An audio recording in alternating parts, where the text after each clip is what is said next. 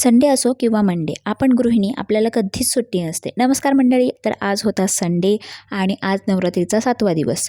तर आज काय एवढं स्पेशल असं काही नव्हतं, कारण संडे असला तरी आता नवरात्री चालू आहे, तर 10 दिवस नो नॉनव्हेज, फक्त व्हेज.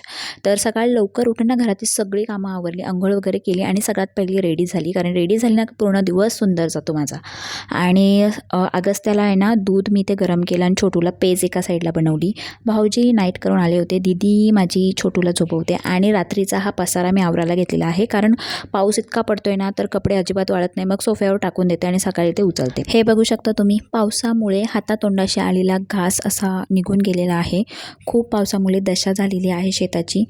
भात झोपून त्याच्यावर पाणी गेलेलं आहे, याचा अर्थ की आता भाताचा दाणासुद्धा तयार नव्हता झालेला आणि आता तो कुजून जाईल, काहीच मिळणार नाही. संध्याकाळची भांडी होती ती घासून घेतली आणि संध्याकाळची मी व्हेज बिर्याणी बनवायला घेतलेली ना, तर त्याचा स्वयंपाक वगैरे माझा चालू होता.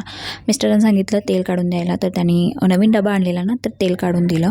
त्यानंतर दीदी खाली आलेली, तर तिला कांदा वगैरे कापून दिला आणि वर नेलं तिने सगळं काही बिर्याणी बनवायला. संध्याकाळी जेवण वगैरे झाल्यानंतर मुलांना आंघोळ वगैरे घातली. त्यानंतर मी आंघोळ धुतले आणि मी ना एक फेस पॅक लावला, आपला घरगुती फेस पॅक.